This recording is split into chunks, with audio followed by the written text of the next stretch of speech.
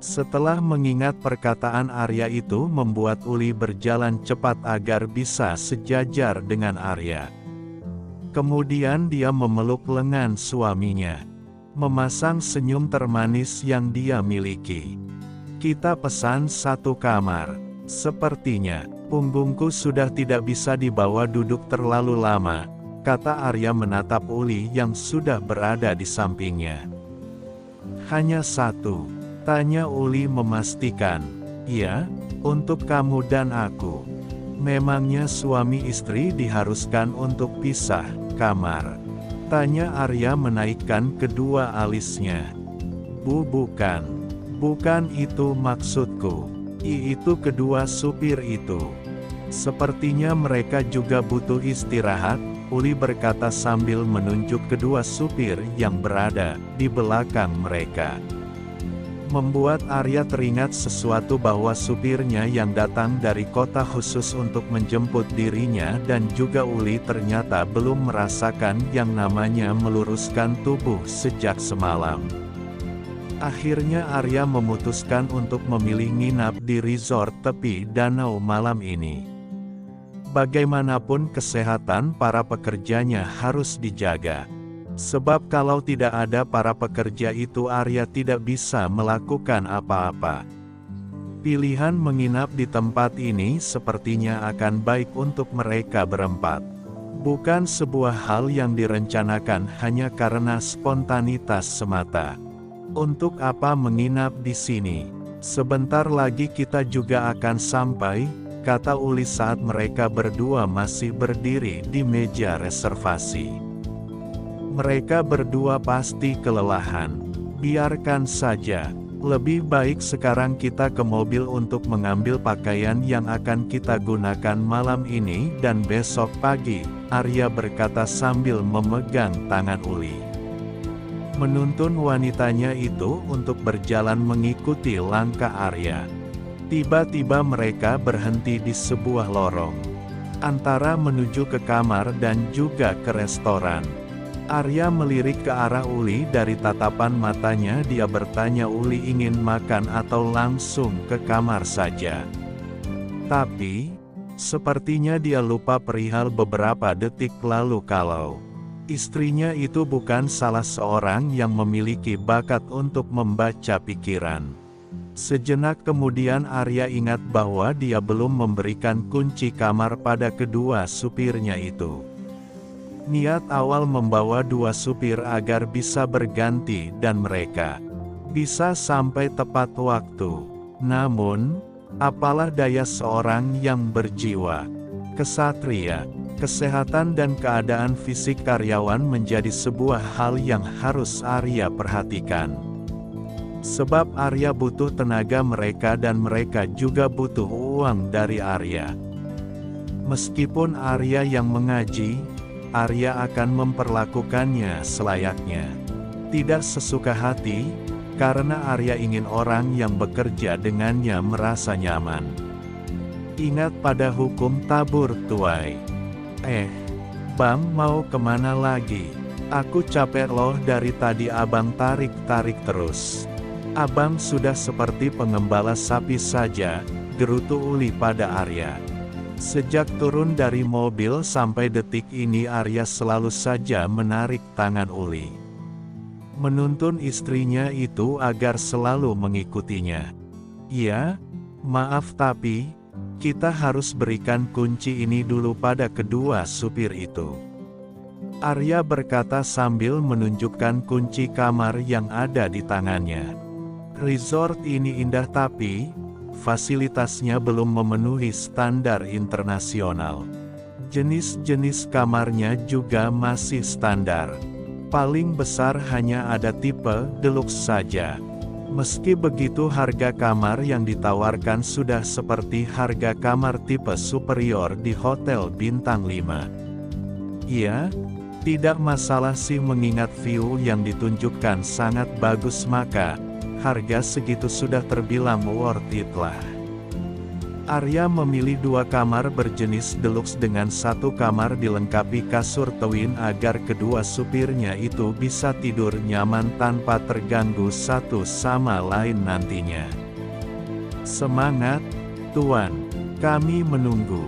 Generasi penerus Anda, siapa lagi yang berucap seperti itu kalau bukan Trisno? Halah, kamu ini pakai acara ngurusin ranjang orang. Mending sana cari cewek buat dijadiin istri supaya tahu nikmatnya dunia itu bagaimana. Kata Bowo menimpali omongan Trisno.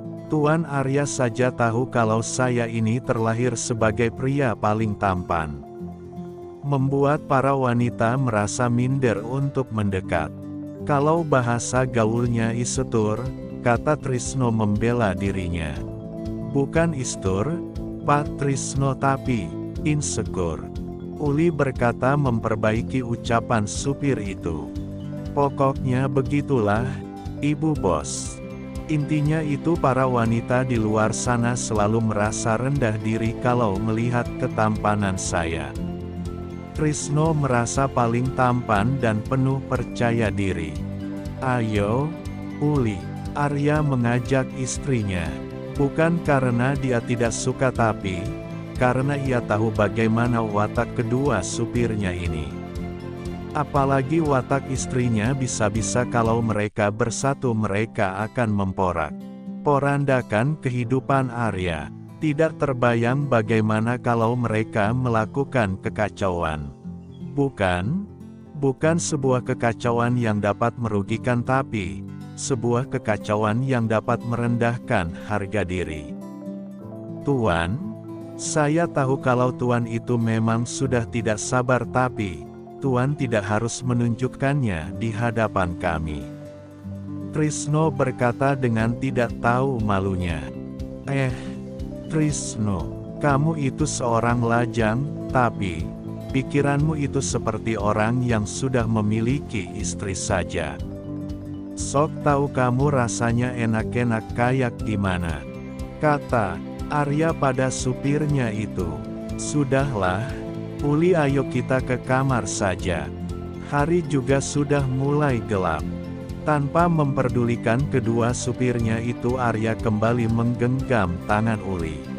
Membawa wanita itu menuju kamar mereka setelah sebelumnya mengambil beberapa pakaian dan juga perlengkapan yang lain dari dalam mobil. Tidak terasa jam sudah menunjukkan pukul 8 malam saat mereka berdua baru saja selesai makan malam di restoran resort. Tadinya Arya berniat untuk makan malam di dalam kamar saja tapi, kata Uli, menikmati makan malam di restoran sambil melihat danau di malam hari akan terasa sangat indah. Sebagai seorang traveler tentu saja Arya tidak ingin melewatkan hal itu. Dia langsung menyetujui permintaan Uli. Hingga akhirnya mereka berdua berada di sebuah balkon restoran. Menatap danau yang menimbulkan pantulan warna ditambah lagi gelapnya langit malam serta cahaya bintang-bintang. Sejak beberapa menit lalu Uli sudah terlihat kedinginan. Beberapa kali Arya perhatikan dia menggosok-gosok tangannya agar menimbulkan hangat. Padahal tadi sebelum makan malam, Arya sudah menyuruh Uli untuk memakai jaket. Tapi istrinya itu keras kepala. Aku gak usah pakai jaket, Bang. Di desa juga dingin kalau malam tapi aku tidak pernah pakai jaket. Dengan lantang dan gagah Uli menolak suaminya. Dan sekarang apa yang terjadi? Uli kedinginan. Angin malam di tepi danau ini ternyata jauh lebih dingin daripada angin malam di desanya. Arya menghampiri istrinya, mendekap wanita itu dari belakang. Membuat Uli kaget, dia sama sekali tidak menyangka akan mendapat pelukan dari Arya malam ini. Tadi, kan sudah aku katakan agar memakai jaket tapi, kamu terlalu keras kepala untuk tidak menuruti suamimu. kata Arya sambil mempererat pelukannya. Berharap wanita itu tidak akan memberontak. Aku pikir kalau dinginnya akan sama seperti di desaku, kata Uli terbata-bata meski begitu ia masih saja beralasan. Ini tepi danau, anginnya tentu akan sangat dingin daripada di desamu. Atau jangan-jangan kamu memang ingin seperti ini? Tanya Arya menaikkan kedua alisnya tapi, pria itu merasakan nyaman saat memeluk Uli. Seperti apa? Tanya Uli tak mengerti. Ya, seperti sekarang ini. Sudah sama belum dengan drama-drama cinta yang sering kamu tonton itu? Tanya Arya tersenyum jahil. Tiba-tiba dari arah belakang mereka terlihat kedua supir yang malam ini mengenakan sarung. Mereka baru saja berjalan-jalan di area luar resort, menikmati kopi dan mie instan rebus di warung dekat situ. Cie, si Tuan dan Nyonya. Kalau ingin lebih dingin lagi sebaiknya bulan madu ke Eropa saja saat musim salju tiba. Arya mengerutkan keningnya. Eropa, boleh juga.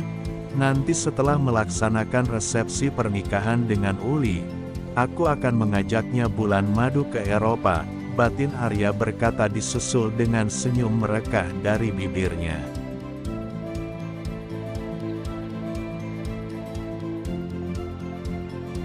Jangan lupa subscribe ya, supaya bisa mengikuti cerita selanjutnya.